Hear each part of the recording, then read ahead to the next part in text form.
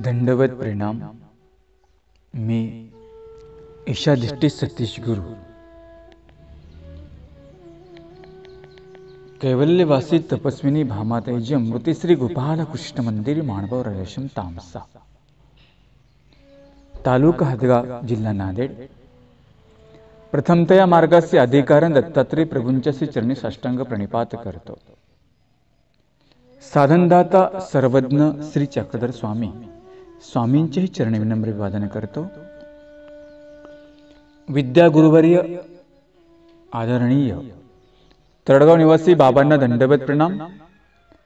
तामसा निवासी आदरणीय गुरुवर्य दादांनाही दंडवत प्रणाम। अमृत प्रवर्तक या ग्रुपमध्ये सहभागी असलेल्या सर्व अच्युत गोत्र्यासी दंडवत प्रणाम। अमृत प्रवर्तक व्हॉट्सअप नंबर आणि कॉलिंग नंबर आहे 94 052 75 075। दंडवत हो नाथोबा पिते ग्रह निवृत्ती। इळा क्रमांक 268। काल आपण नांदोरी जलक्रीडा ही क्रीडा बघितली। त्या ठिकाणी स्वामींना खेळ करण्याची प्रवृत्ती होत असते।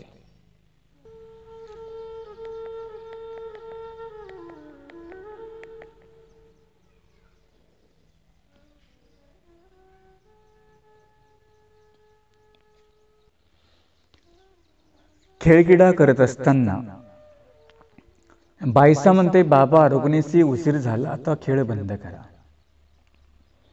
ढकले म्हणतात की बाई तुम्ही गप बसा, स्वामी येणार नाहीये। आम्ही पलीकडे पहवत पत जाऊ आणि त्या गावाची भिक्षा करून स्वामींना देऊ। बाईसा रागवते, पोरा ढकल्या गप बस। बाईसा बाबांना म्हणते, बाबा पुरे की जोगा। सर्वज्ञ म्हणतात, ढकल्या आता बाईसांचं ऐकावं लागेल, नाही तर बाईसा आता सिंतील, त्यांना त्रास नको जास्त व्हायला। आणि मग स्वामी आपल्या स्थानी जातात। त्याच ठिकाणी नाथोबा जे असतात ते स्वामींकडे येऊन उभे राहतात। नाथोबा उर्फ मंडळीका, पिते म्हणजे वडिलांची, ग्रह निवृत्ती म्हणजे ग्रह योनीपासून म्हणजे भूत योनीपासून त्यांचं मुंचन केलेलं आहे।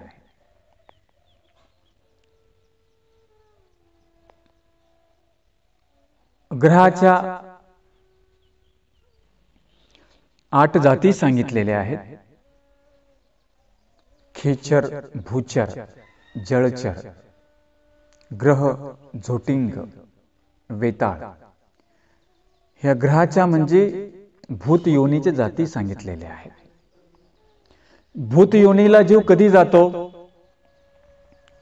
विष प्राशन केलं तर भूत योनीला जातो, किंवा आत्मघात झाला भूत योनीला जातो, किंवा स्वतः आत्मघात करून दुसऱ्याचा आत्मघात केला तो सुद्धा ग्रहत्वाला जातो, किंवा जाळून घेतलं तो सुद्धा ग्रह योनीला जातो, म्हणजे भूत योनीला जातो। आणि हे दुःख 12 वर्ष भोगावी लागतात। जसं मी तुम्हाला ग्रहांच्या 8 जाती सांगितलेल्या आहेत। एका योनीमध्ये 12 वर्ष राहावं लागतं। किती वर्ष? 12 वर्ष। याला म्हणतात अधिकाराचं ग्रहत्व, म्हणजे यांनी नव्हतं ते जोडून घेतलं। एक व्यक्ती कसा आहे, अनायासा मरण पावला, आणि एक आत्मघात करून मरण पावला, किंवा विष प्राशन करून मरण पावला, किंवा ऍक्सिडेंट मध्ये मरण पावला, तो सुद्धा जीवात्मा भूत योनीला जातो, हा निर्णय सांगितलेला आहे। आणि मग त्याला त्या ग्रहामध्ये फिरावं लागतं। मग ती भूत कुठं पाण्यामध्ये राहतात, जमिनीवर राहतात, झाडावर राहतात, त्यांची राहण्याची प्रकार आहे, किंवा ते भूत होऊन माणसाला पण लागतात। जसं आपण चरित्रामध्ये बघितलं, पंचकौलाचार्याचा जो पंचकुळाचार्य होता, 500 कुळांचा आचार्य होता की नाही, तो एका सावकाराच्या मुलाला लागला, ग्रह होऊन त्याला लागला ना, तो त्याने काय केलं होतं, विष प्राशन केलं होतं.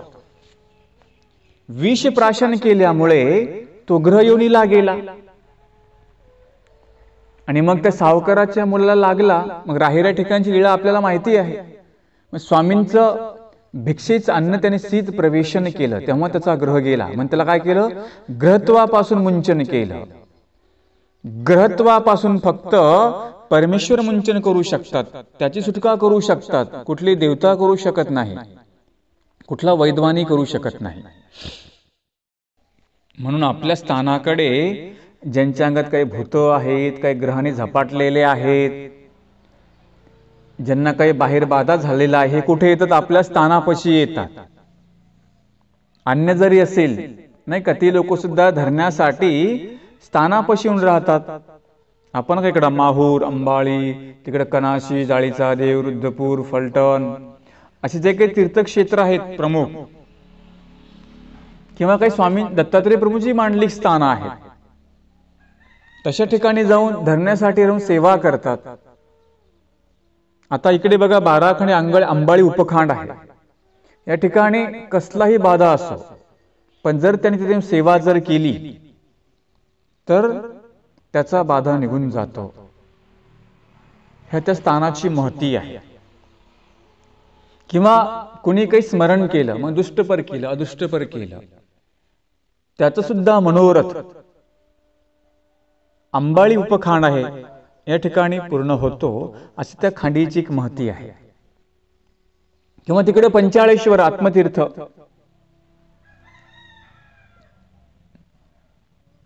किंवा कणाशी, अशी काही बरीच स्थान आहेत. तुम्हाला मी उल्लेख केला, अशी काही काही जी स्थान आहेत त्या ठिकाणी गेल्यानंतरच तशा प्रकारे सेवा करून तुमचा जो ग्रह आहे, जो बाधा आहे, तो दूर होत असतो. कारण त्या स्थानापतीने तशा प्रकारचा अभिमान घेतलेला असतो. मला कोणी प्रश्न केला, म्हटले बाबा डोमेग्राम महास्थान आहे,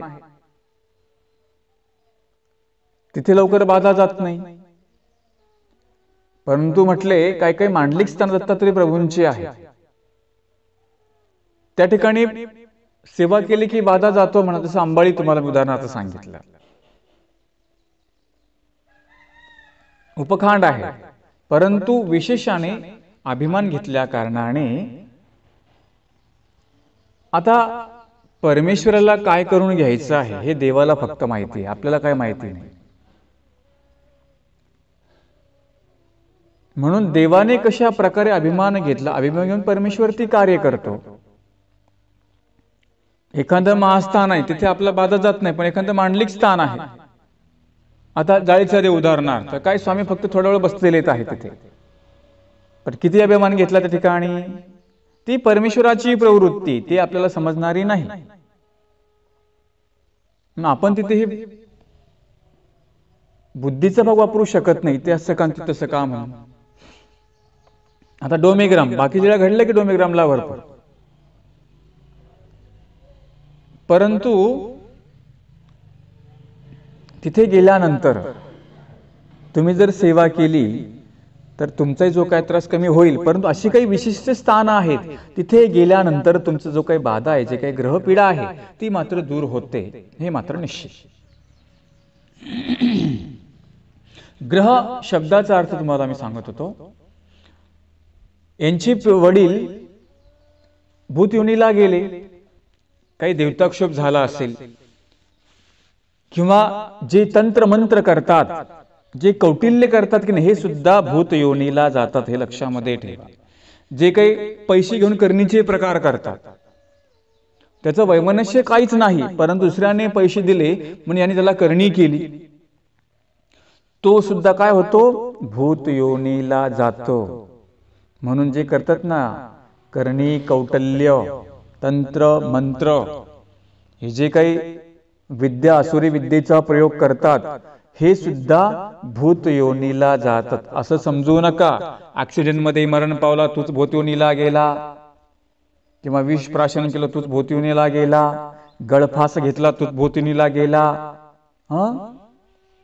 अंगावर पेटून घेतलं भूत योनीला गेला, जो कौटिल्य तंत्र मंत्र करतो तो कोणी असेल, तो सुद्धा भूत योनीला जातो. मग अन्य असेल काय किंवा उपदेशी असेल काय, जर कोणी तंत्रमंत्र कुणावर जर प्रयोग केला,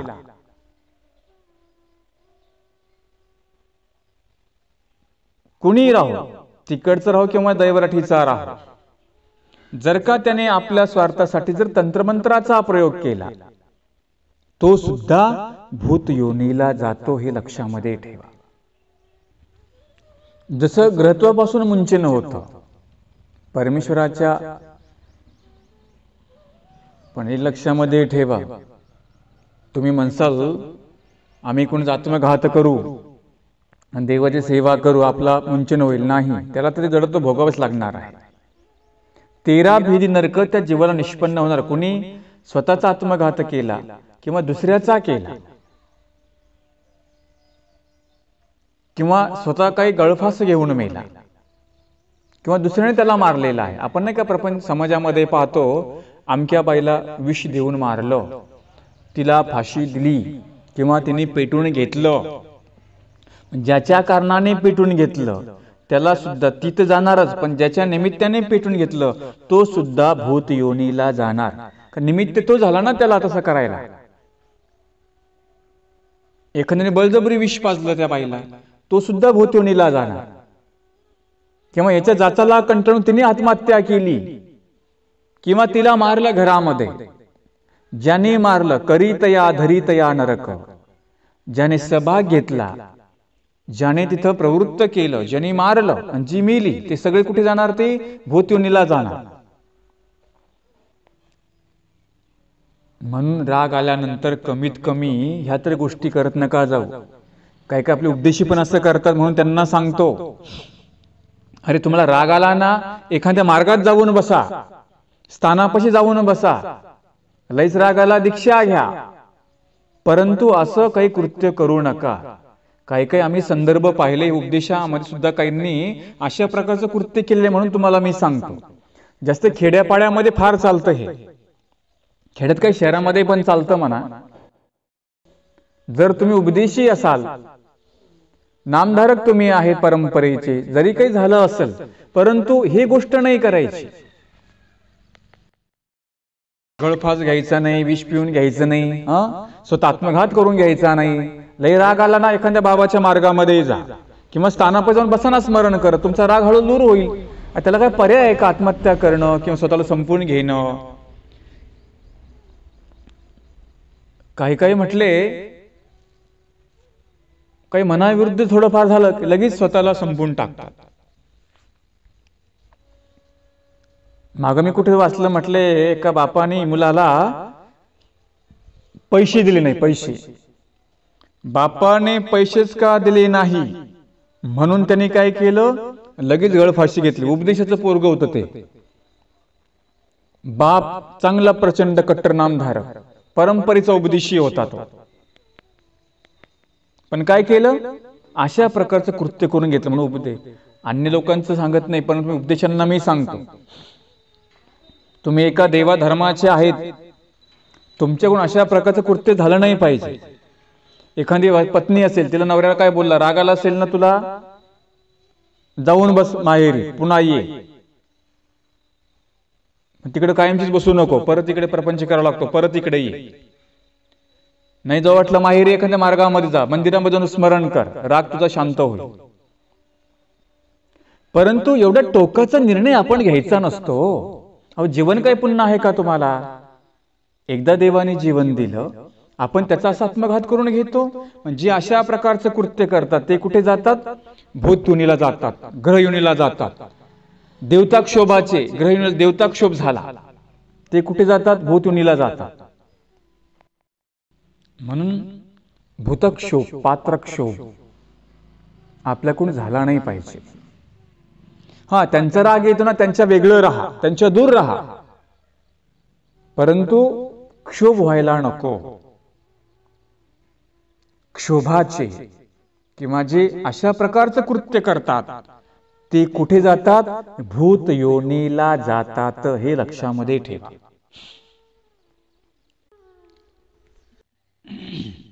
म्हणून तुम्हाला जरी काही राग मनसंताप आला असेल, आत्महत्या करण्याच्या गोष्टी करायच्या नाही आणि ते कृत्यही करायचं नाही. हे प्रामुख्याने उपदेशी लोकांना सांगतो. हे तर कोणीच करू नये हो. परंतु जो प्रमुख उपदेशी वर्ग जो आहे, मला पाहण्यामध्ये असं आलं म्हणून आज विषय निघाला म्हणून मी तुम्हाला सांगतो आहे. माझा ऑडिओ बऱ्याच लोकांपर्यंत पोहोचतो.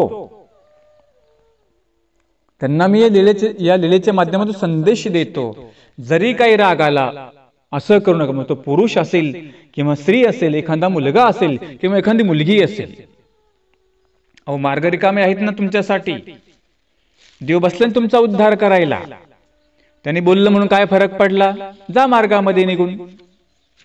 एखादी मुलगी आहे, नाही घरी पटत, जा दीक्षा घे, तुझ्याकडे मार्ग मोकळे. एखादा पोरगा आहे, जा मार्गामध्ये, चांगल्या बाबांच्या ठिकाणी जा, कर परमार्ग सेवा, पर देवाच्या पदरामध्ये पड, अनुसरण घे ना. अरे तो बोलला म्हणून काय जीवन संपून टाकायचं आहे का? हा टोकाचा विचार आपण करायचा नाही. मग तुम्ही कसले महानुभाव, तुम्ही कसले उपदेशी, जर तुम्ही असा विचार करता, तुम्ही उपदेशी आहे का मग? म्हणून असा विचार करू नका. जर कधी तुम्हाला काही राग आला तर मला फोन करा. माझा नंबर तुमच्याकडे येतो. बाबा असं असं झालं, मी तुम्हाला उपाय सांगत जाईल.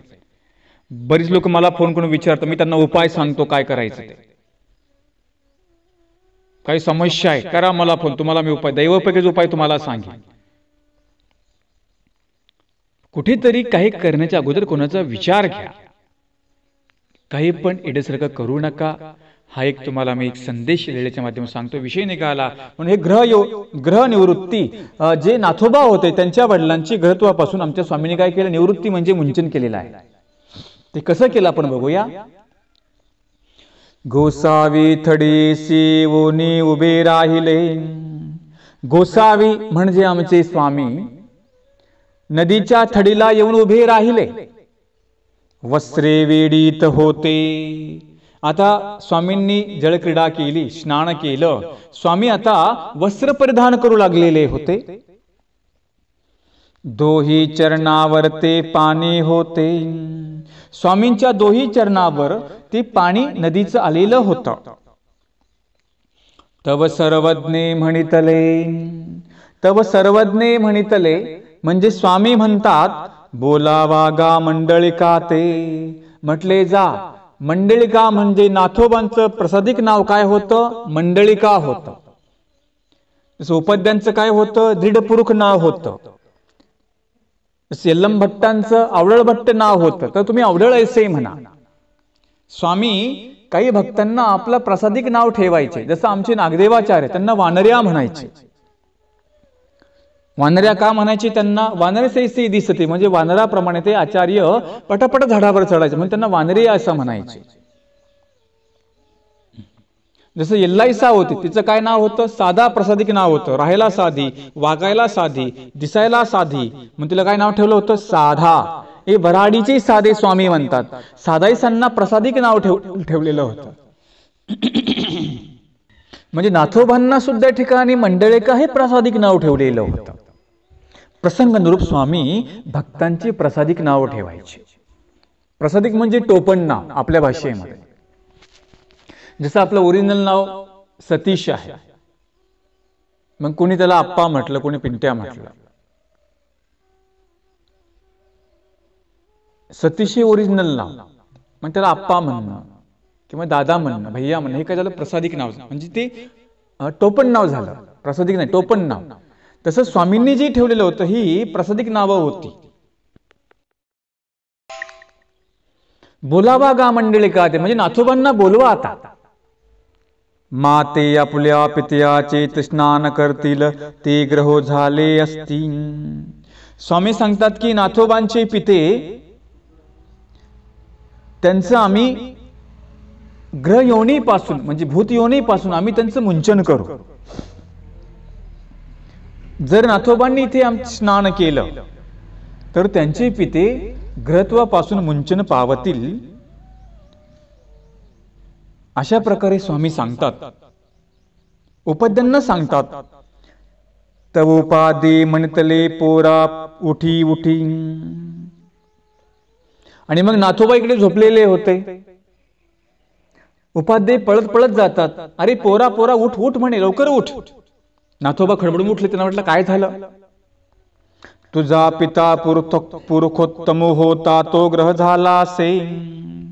म्हटले तुझे वडील पुरुषोत्तम. नाथोबाच्या वडिलांचं नाव होतं पुरुषोत्तम. उपाध्ये म्हणतात तुझा पिता पुरुषोत्तम तो ग्रह झाला असे, म्हणजे तो भूतयोनीला गेलेला आहे. तया ते गोसावी ग्रहत्वापासोनी मुंचोपात असती. म्हटले तुझ्या वडिलांना स्वामी त्या ग्रहयोनीपासून त्याचं मुंचन करू पाहतायत, म्हणजे त्याला ग्रहयोनीतून काढू पाहता आहेत. त्याचं मुंचन करायचं, ते योनीपासून त्याला बाहेर काढायचं. ग्रहयोनी सुद्धा एक प्रकारचं दुःख आहे. मी सांगितलं ना, ग्रहाच्या 8 जाती. एका योनीमध्ये 12 वर्षे राहावं लागतं. किती वर्ष? 12 वर्ष राहावं लागतं. ती दुःख सुद्धा खूप भयानक असतात. ज्याप्रमाणे रौरव, कुंभीपाक सांगितलेत ना हे दुःख, त्याही पेक्षा हे भयानक दुःख कोणतं आहे म्हटले? ग्रहत्वाचं दुःख खूप भयानक असतं. अहो कमीत कमी जो असा जरी मेला त्याला कुठे सावली तरी भेटते, नाही का? जो व्यक्ती अनायासे मरण पावला त्याला काय होतं? प्रतदेह आक्षेपल्या जातं. ते सुद्धा प्रतदेह 12 वर्षाचं असतं. किती वर्षाचं असतं? 12 वर्षाचं दुःख त्याला त्या प्रतदेहामध्ये राहावं लागतं. परंतु जर ज्ञानिया का ईश्वर त्यांनी जर भोजन ग्रहण केलं तर त्याची म्हणतात ते प्रतदेहापासून त्याची मुक्तता होते, म्हणजे त्या दुःखापासून तो दूर होतो. म्हणून आपल्यामध्ये पद्धत आहे दशक्रिया पात्र घालण्याची. ज्ञानिया का ईश्वर, आता ईश्वर नाहीये पण त्याचा ज्ञानी आता आहे ना. जर त्या ज्ञानाच्या ठिकाणी त्यासाठी सुद्धा कोण असावा लागतो? तो उपदेशी असावा लागतो. त्याचं मरण सुद्धा चांगलं आलं पाहिजे. तो ऍक्सिडेंट मध्ये मरण पावला असेल किंवा कोणी त्याचा आत्मघात केला असेल किंवा स्वतःला डोक्यात दगड घालून मरण पावला असेल, तो कुठे गेला? तो भूतयोनीला गेला. अशा लोकांची दशक्रिया पात्र घेतल्या जात नाही आणि घेऊ पण नये. एखादी बाई जळून मरण पावली, आत्मघाताने मेली. साप चावून मेला, आत्मघाताने मेला. तो कशामध्ये मोडतो? तो आत्मघातामध्ये मोडतो आहे. अशांची दशक्रिया पात्र घेतल्या जात नाही. हा, त्यांच्या निमित्ताने पारायण, वस्त्रदान वगैरे केल्या जातं, परंतु त्या लोकांचं अन्नदान घेतल्या जात नाही, हे लक्षामध्ये ठेवा. जसं प्रतदेह जे आहे ते सुद्धा 12 वर्षाचं असतं. आणि ते 12 वर्षाचं प्रतदेह जर ज्ञानाने तुमचं भोजन स्वीकार केलं तर काय होईल? तो प्रतदेहापासून त्याचं मुंचन होतं, म्हणजे प्रतदेह नासतं, चुकत नाही. नरक चुकती. प्रतदेह प्रत्येकालाच आहे, तुम्ही राहो की आम्ही राहो. प्रतदेह आहे, कारण की विकल्प केला त्याला प्रतदेह येतं. आता विकल्प माणसाकडून होतोच ना कधी ना कधी. विकल्प म्हणजे काय केला? हा ब्राह्मण चांगला, हा क्षुद्र वांगला, गाय पवित्र, सुने अपवित्र. आपण काय केली? विकल्प केला आपण. तेने करून काय झालं? प्रतदेह आक्षेपल्या जातात. किंवा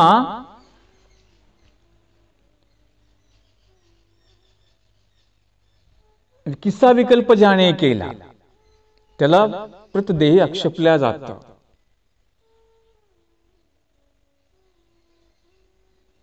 जसं हा निर्णय सांगितला कोणता? 12 वर्ष दुःख प्रतदेहामध्ये सुद्धा राहतं, म्हणजे मनुष्य मरण पावल्यानंतर त्याला कुठे जावं लागतं? प्रतदेहामध्ये जावं लागतं. आणि सुद्धा दुःख खूप भयानक असतात.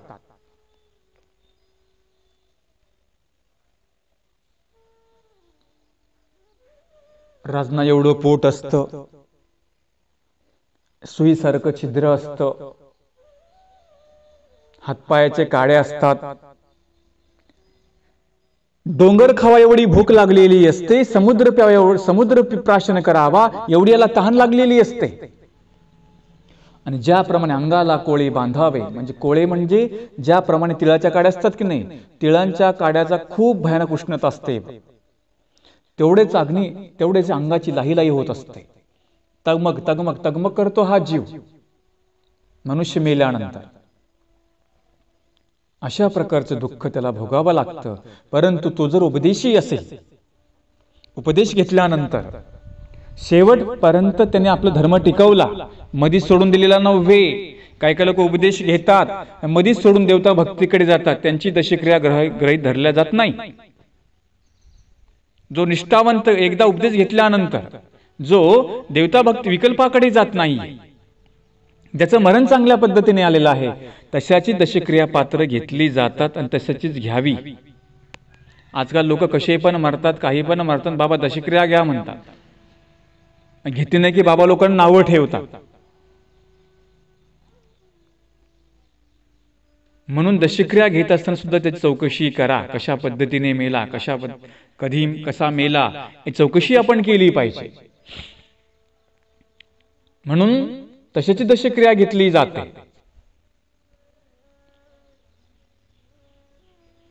म्हणून उपदेश फार महत्वाचा आहे. जो उपदेशी आहे त्या उपदेशी व्यक्तीची किंवा अनुसरलेल्या पुरुषाची दशक्रिया ही घेतल्या जात असते. अन्य पुरुषाची दशक्रिया घेतल्या जात नाही, हे लक्षामध्ये ठेवा. हा, त्यांच्या नावाने तुम्ही एखादी वस्तू मंदिरामध्ये द्या, एखादं धातुदान करा, किंवा देवाला वस्त्रदान तुम्ही करू शकता, किंवा त्या मार्गाला काही वस्तू लागते तुम्ही ती त्यांच्या स्मरणार्थ देऊ शकता, परंतु तुमचं अन्नदान घेतल्या जात नाही, हे मला तुम्हाला सांगायचं आहे. एखादा मरण पावलेला आहे, पण त्याच्या निमित्तानं जो अपघातामध्ये मरण पावला किंवा असं काही मरण पावला, तुम्हाला काहीतरी करायचं आहे, तुम्ही धातुदान, वस्त्रदान, पूजादान त्यांना करू शकता, परंतु त्या व्यक्तीचं अन्नदान घेतल्या जात नाही. त्या निमित्ताने गीता पठण केल्या जातं की, परंतु जे अन्नदान तुम्ही जे म्हणता, आणि मुळामध्ये म्हणजे ज्याचा आत्मघात, ज्या गावामध्ये ज्याचा आत्मघात झाला त्या गावामध्ये कमीत कमी 6 महिने पाळत करता येत नाही. 6 महिने. बलवत्तर असेल तर 1 महिन्यामध्ये केलं जातं, पण नियम असा आहे 6 महिने त्या गावामध्ये साधूने जाऊच नाही. हा, पण ते गाव आता फार उपदेशी आहे, काम पडतं आहे, मग महिन्यामध्येच पाळत केल्या जातं, परंतु 10 दिवसांमध्ये त्याचं पाळत केल्या जात नाही. लक्षामध्ये ठेवा.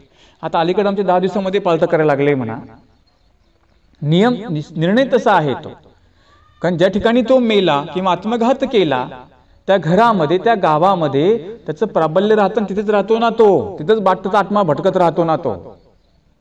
म्हणजे कमी 6 महिने, 1 वर्ष तरी त्या साधकाने त्या गावामध्ये जाऊ नये,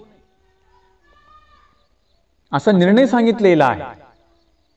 परंतु किती पाळणं किंवा न पाळणं तो प्रत्येकाचा प्रश्न आहे म्हणा. त्याही मध्ये बलवत्तर विधी काय हे बघितल्या जातं. जर बलवत्तर विधी त्या कार्यामध्ये असेल तर मग 10 दिवसानंतर किंवा 1 महिन्यानंतर सुद्धा ते पाळतं करून घेतलं जातं. पण पाळतं केल्याशिवाय त्या गावामध्ये साधकाने पाणी पिऊ नये, राहू नये, जेवणही करू नये, हा निर्णय आहे. लोक आम्हाला म्हणतात, का हो बाबा, ढमके बाबा आले होते, मग तुम्हाला काय अडचण आहे? म्हणतो बाबा अज्ञानी असेल, मला जाणीव आहे, मला येत नाही. आमच्यातले पण काही अज्ञानी अर्धवट अशी कामं करतात. नाही म्हटलं, ते बाबा आले होते, त्यांनी जेवण पण केलं, आमच्या गावामध्ये पण राहिले, तो बाबा बाळ भिक्षू होता की त्यागी होता मला सांग. म्हणून कोण्या बाबावर आमचं काही प्रमाण नाही, आमचं सगळं शास्त्रावर प्रमाण आहे. शास्त्राने काय सांगितलं, देवाने काय सांगितलं, हे आम्हाला पाहावं लागतं. आमच्यामध्ये बाबा वाक्य प्रमाण अजिबात चालत नाही. लोक सांगतात आमच्या बाबाने हे केलं आणि तमक्या बाबाने हे करून घेतलं, तुम्हाला करायला काय अडचण आहे? त्यांनी केलं ना त्यालाच बोलू, आम्हाला बोलू नको. आमच्यामध्ये पण काय अर्धवट नाणी, स्वतःच्या स्वार्थासाठी किंवा स्वतःची मान्यता झाली पाहिजे म्हणून त्या गावातून आपली प्रौढी मिरवतात. लोक काय, हो तेच बाबा चांगले बरं का, हो तेच बाबा चांगले. म्हणजे हा द्रव्यासाठी, मिठा भाजीसाठी स्वतःला एवढं विकून देतो. याने पण चौकशी केली पाहिजे ना, कसा मेला, कशा पद्धतीने मेला. आमच्या मधले पण काही चौकशी करत नाहीत, किंवा शास्त्राने काय सांगितलं, धर्माने काय सांगितलं बघितलं पाहिजे की नाही. मग त्या बाबाचा कमीपणा करण्यासाठी हा काय करतो, तर आपलं दुकान मांडतो जाऊन. तो म्हणतो या 10 दिवसात तुमचं मी पालतं करून देतो, मी दशक्रिया पण घेतो, मी सगळं पारायण बी करतो. लोकांमध्ये संभ्रम निर्माण होतो ना असा, अरे एक हे बाबा हे सांगतो, ते बाबा ते सांगतात, असं कसं काय पद्धत आहे. मग तुम्ही बी जरा शोधणी करा, तो त्याला जाणीव आहे का की अज्ञान आहे हे तुम्हाला बघावं लागेल. काही काही लोक म्हणतात बाबा मग तुम्ही नाही केलं त्याने कसं काय केलं, तो त्याचा प्रश्न आहे ना. मला धर्माने एवढी मुभा दिली ते मी करू शकत नाहीये. तुम्ही नाराज होता हे आम्हाला बघायचं नाही, आम्हाला आमचा धर्म बघायचा आहे.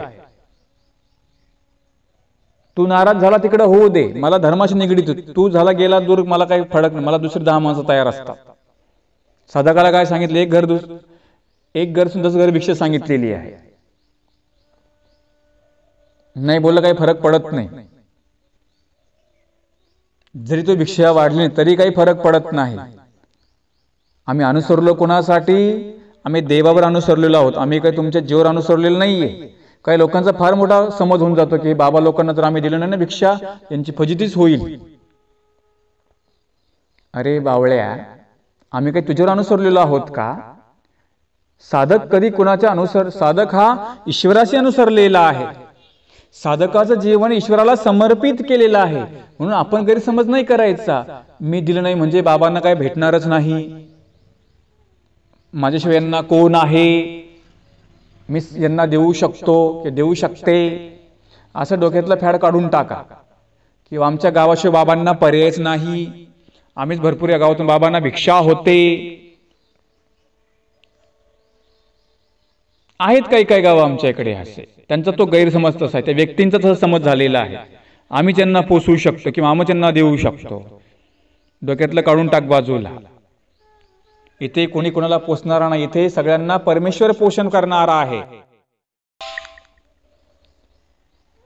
म्हणून आमचं जीवनही परमेश्वराशी अनुसरलेलं आहे. असं तुम्ही डोक्यातलं गोड समज काढून टाका की बाबांना आमच्या घरी आले म्हणजे काही त्यांचं नुकसान होईल. तुझं सोडून दिलं घर, 10 घर दुसरे कामे आम्हाला असतात. मग तुम्ही कसं पण मरायचं ना, आम्हाला म्हणता क्रिया घ्या बाबा, हे करा ते करा, चालेल का. असं नाही चालणार.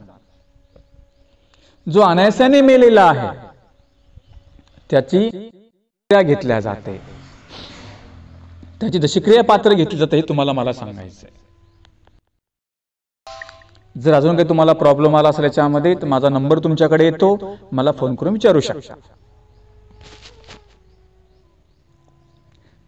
जसं नाथोबांचे जे पिते ते ग्रहत्वाला गेलेले होते आणि परमेश्वराशिवाय ग्रहत्वापासून कुणीही मुंचन करू शकत नाही, कुठली देवताही करू शकत नाही.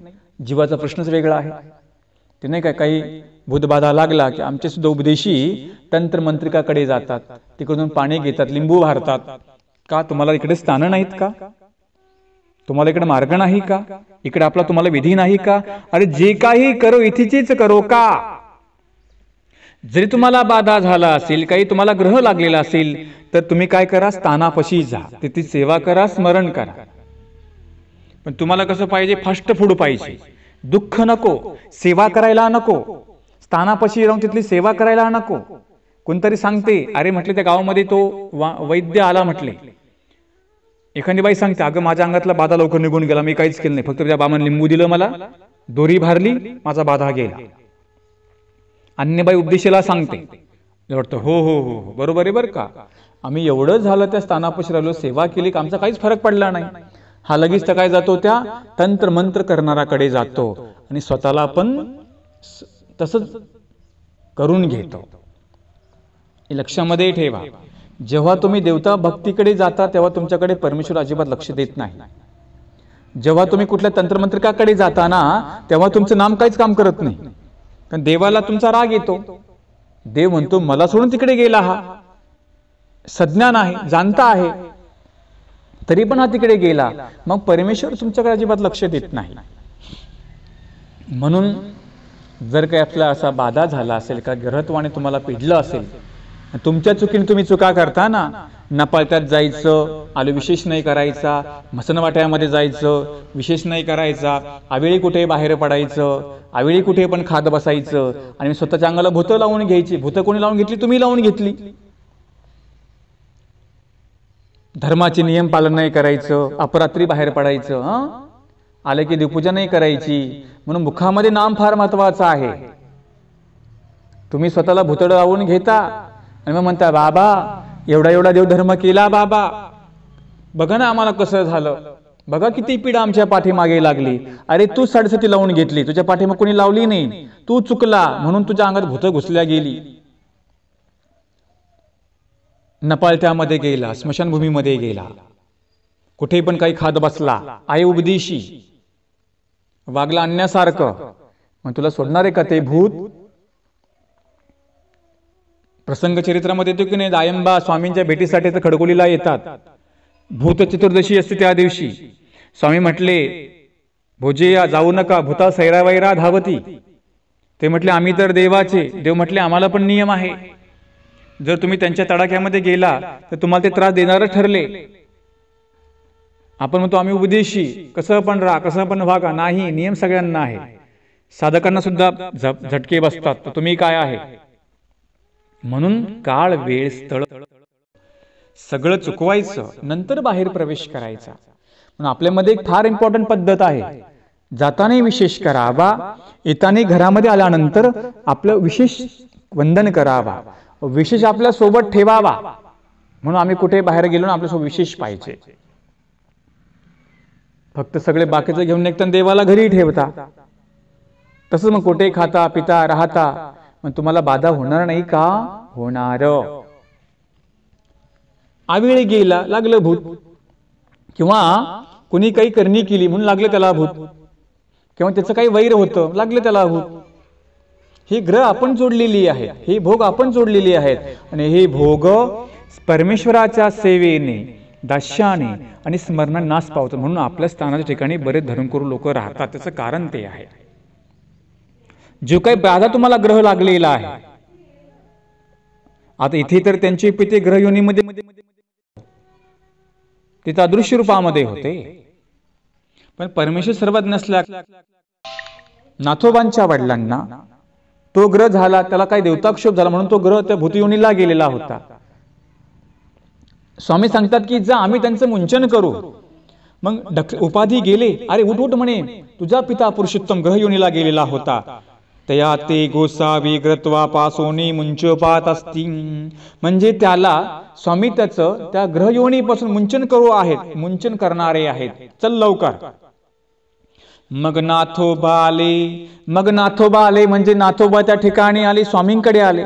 नाथोबांना पण खुशी वाटली ना, माझा पिता गृहयोनीमध्ये गेला. तेव्हा त्यांना आता समजलं, जीवाला काय माहिती आहे, स्वामींनी सांगितलं म्हणून त्यांना समजलं. त्यांच्याही पित्याने असं काही अघटित काही कृत्य केलं असेल, किंवा त्याला काही देवताक्षोभ, काही त्याला क्षोभ झाला असेल, किंवा त्याला त्यांनी कोणाला मारलं असेल, म्हणून तो काय झाला, ग्रहयोनीला गेला. मग नाथोबा आले, गोसाव्याच्या श्रीचरणापाशी स्नान केले. स्वामींच्या चरणाजवळ त्यांनी स्नान केलं. सर्वज्ञे म्हणितले, स्वामी काय म्हणतात, तुमते पिते ग्रह झाले असती, ते ग्रहत्वापासून मुंचविले हो. बघा, स्वामी सांगतात की तुमचे पिते ग्रह योनीला गेलेले होते, भूत योनीला गेलेले होते, आणि तुम्ही स्नान करून आमच्या चरणाशी तुम्ही स्नान करून आम्ही त्यांचं काय केलं, ग्रहत्वापासून मुंचन केलं. म्हणजे त्या ग्रह योनीपासून त्यांची मुक्तता केलेली आहे. कशामुळे झालं असं सगळं हे? एक तर नाथोबांची कणव. नाथोबा सांगतात की हे नाथोबा हे बोधवंत होते, म्हणून स्वामींना त्यांची कणव आली. नाथोबाच्या मुळे त्यांच्या वडिलांचा झाला की नाही फायदा? ज्या गृहिणीला ते गेलेले होते तिथून त्यांचं मुंचन करून त्यांना लीलेच्या फळाला पाठवलं असे हेतुस्थळकार सांगतात. त्याचप्रमाणे जो अनुसरल्याचा माता पिता आहेत त्यांना सुद्धा परमेश्वर दुःखरूप योनीला जाऊ देत नाही. का तर त्यांनी आपलं फळ या परमार्गामध्ये दिलेलं आहे. किंवा परमेश्वराचा जो भक्त आहे त्या भक्ताच्या माता पित्याला सुद्धा परमेश्वर काय करतात? ग्रह योनीला जाऊ नाही, त्याला सुखफळाला पाठवतात. जेची माता पितरा तेची भक्ताची या, जिची देवाच्या माता पितरा त्याची काय सांगितलं? भक्ताच्या माता पित्यांना ते फळ भेटत असतं. तसं आमचा अनुसरला पुरुष आहे, त्याचं अनुसरण सिद्धीस गेल्यानंतर त्याच्या माता पित्याला जरी ते अन्य असले तरी काय होतं? त्यांना दुःख फळाला जाऊ देत नाही.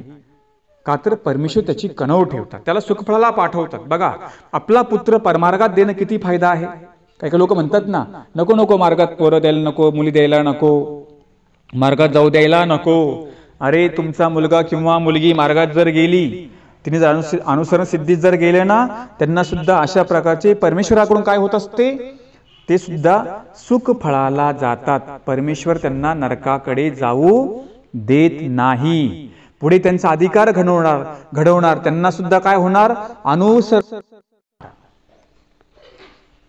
यथा पंडू, ज्याप्रमाणे पंडू राजा त्याला देवतेने कुठे ठेवलं होतं? त्या पायरीमध्ये जडत्व दुःख भोगू लागले. देवाने सांगितलं इथे पाय देऊ नको, अर्जुना तुझा बाप इथे आहे. मग तो रासुयज्ञ केला. राजयज्ञ केल्यानंतर काय केलं? त्यांना त्या पंडू राजाला तिथून मुक्तता केली. तसं वास्तविक परमेश्वर जडत्वामध्ये हात घालत नाही किंवा जडत्वापासून काढत नाही, परंतु अर्जुन, आता पांडव हे सगळे देवाचे भक्त होते की नाही, आणि मग आता कुंती सुद्धा देवाची प्रेमिया भक्त होती. यांचे कणवेस्तव त्या वडिलांना त्या जडत्वापासून काय केलं? गोपालकृष्ण महाराजांनी त्याचं मुंचन केलं. वास्तविक त्यांनी दुःख जोडलेलं होतं. जडत्व काय झालं त्याला? त्याच्याकडून किंदम ऋषी मारला गेला ना, ते पती पत्नी मारल्या गेले होते. म्हणून मनुष्याचं हनन घडल्यानंतर काय होतं? जडत्वाचे दुःख प्राप्त होतात. जडत्व म्हणजे जोपर्यंत सृष्टी आहे तोपर्यंत त्याला देवता एका परमाणूला त्याला काय करते? दुःख भोग. परमाणू छोटा असतो का नाही? तुम्ही तो परमाणू बघा कसा छोटा असतो. त्या परमाणूमध्ये म्हणजे दगडाच्या एका परमाणूमध्ये देवता काय करते? जीवाला त्या दुःख भोगवत असते. परंतु पांडवांची कणव, पांडव देवाची भक्त होत असल्या कारणाने गोपालकृष्णांनी पंडूचं त्या जडत्वापासून काय केलं? मुंचन केलं. तसं नाथोबा या ठिकाणी बोधवंत होते म्हणून त्यांची कणव, म्हणून पित्याची कणव नव्हती, नाथोबांची कणव होती. नाथोबा बोधवंत होते म्हणून काय केलं? त्यांना सुद्धा त्या ग्रहत्वापासून त्यांचं मुंचन केलं. तशाच प्रकारे अनुसरल्याच्या माता पिता असेल त्यांना सुद्धा काय करतात? परमेश्वर दुःखाकडे जाऊ देत नाही. त्यांना काय करतात? त्यांना सुद्धा अशा प्रकारे दुःखातून मुक्तता करून त्यांना सुख फळ देतात. अनुसरणे किती फायदा आहे. आपली मुलं मार्गात देणं, मार्गात जाऊ देणं किती फायदा आहे हे लक्षामध्ये ठेवा. म्हणून जे चालले ना अनुसरणाला त्यांना अडचणी आणू नका. मग तुमचा मुलगा असेल, मुलगी असेल, जाऊ द्या मार्गामध्ये, तुम्हाला सुद्धा हा लाभ भेटेल घरी बसून. जरी तुम्ही काही जरी नाही केलं, बघा तुम्ही जर अनुसरण घेतलं तुम्हाला मोक्ष भेटेलच की. त्या मुलांच्या आई वडिलांनी अनुसरण घेतलं त्यांना तर मोक्ष भेटणारच की पुढे. जरी काही नाही केलं, हे बेनिफिट तुम्हाला सांगितलंय तो सरकारांनी. अनुसरण घ्यायचं बरं का, असं नाही थांबायचं. जरी एखादे का आता काही अन्य लोकांनी मुलं मार्गात दिली, त्यांना बाकीचं काहीच माहिती नाही आहे, परंतु त्यांच्या मुलाचं अनुसरण सिद्धीस गेलं, परमार्गासाठी त्यांनी वाहून घेतलेलं आहे, तर त्याच्या सुद्धा मात्या पितराला दुःखामध्ये परमेश्वर जाऊ देत नाही. हे परमेश्वराकडून भेटलेलं एक फळ आहे. म्हणून नाथोबाच्या पित्यांना ग्रत्वापासून मुंचन केलं, का तर ते बोधवंत होते आणि परमेश्वराला कणव आली. लीळा आठवायची, देवाला सुद्धा विनंती करायची, देवा आमची सुद्धा कणव निर्माण होऊ द्या, आम्हाला सुद्धा असं काही आमच्याकडून काही अघटित कार्य घडणंही पाहिजे. पात्रक्षोभ भूतक्षोभ आमच्याकडून झाला नाही पाहिजे. आणि ज्याप्रमाणे आपण नाथोबांच्या पित्याचं मुंचन केलं, हा प्रपंच सुद्धा एक प्रकारचा ग्रह आहे, यासाठी याच्यामध्ये सुद्धा माझं मुंचन करावं. अशा प्रकारे आठवायची. जे काही मुद्दे सांगितले आठवा, कृतीमध्ये आणा, एवढं सांगतो. दंडवत प्रणाम. आमच्या